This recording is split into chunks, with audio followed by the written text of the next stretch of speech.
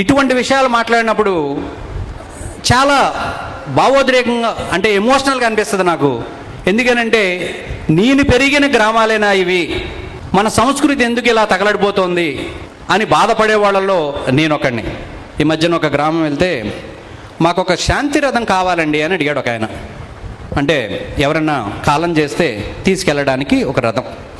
నేను అదేంటి బాబాయ్, మన ఊరు శ్మశానం దగ్గరే కదా, అంత శాంతి యాత్రకి అంతిమయాత్రకి శాంతి రథాలు పెట్టుకునేది టౌన్లో పెట్టుకుంటారు కదా, అంత అవసరం ఏముంది అన్న. ఒరే అబ్బాయి, నీకు అర్థం కావట్ల పరిస్థితి ఏంటో గ్రామాల్లో ప్రస్తుతం. ఎవరన్నా చనిపోతే నలుగురు రావట్లేదురా బాబు, ఇద్దరు ముగ్గురు వస్తే నాలుగో వాడిని మేమే బతిమాలు తీసుకురావాల్సి వస్తుంది. ఆ నలుగురు కూడా దేనికి, ఈ పాడిని ఆ రథం మీదకి ఎక్కించడానికి సుమా, శ్మశానం దాకా మోసే ఓపిక కూడా లేదు ఈ నలుగురికి. ఏమిటి పరిస్థితి, ఏమిటి పరిస్థితి? ముఖ్యంగా ఇది హిందువులలో మాత్రమే, నేను అంటున్నానని కాదు, మీ గ్రామాల్లో చూడండి, ఇది హిందువుల్లో మాత్రమే జరుగుతుంది. ఇది ఆయన ఇంట్లో ఏదో పెళ్ళయిందట, అందుకు రాకూడదు.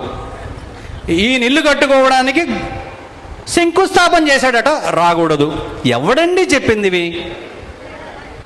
ఎవరండి? ఎక్కడి నుంచి వచ్చినాయి? సాటివాడికి అవసరం వచ్చినప్పుడు నిలబడలేని నీ మానవత్వం దేనికి అని అడుగుతున్నా నేను. మన గ్రామాల్లో ఈ తీరు మారాలి.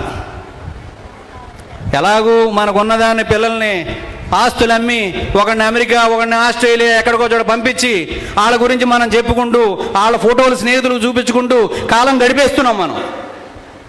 కనీసం మనమన్నా మన సాటివాడికి అవసరం వచ్చినప్పుడు ఒక అరగంట సమయం కేటాయించండి. మీరు శంకుస్థాపన చేసినా పర్వాలా, ఇంట్లో పెళ్లి చేసినా పర్వాలా, భగవంతుడు మిమ్మల్ని దీవిస్తాడు కానీ శపించడు ఇటువంటి కార్యక్రమాల్లో మనం పాల్గొంటే. పక్కని వాడికి సహాయం చేయటం, కాస్త మన అనే భావనతో ఉండటం, కష్టం వస్తే నిలబడటం, ఇవన్నీ కూడా స్టేజ్ ఎక్కించి నాకు దండేసి నా ఫోటో పేపర్లో వేస్తేనే ఒక 5,000 10,000 దానం చేస్తాను కానీ నా పక్కింటి వాడికి ఫీజు కట్టలేక ఇబ్బంది పడుతున్న వాడికి ఒక 5,000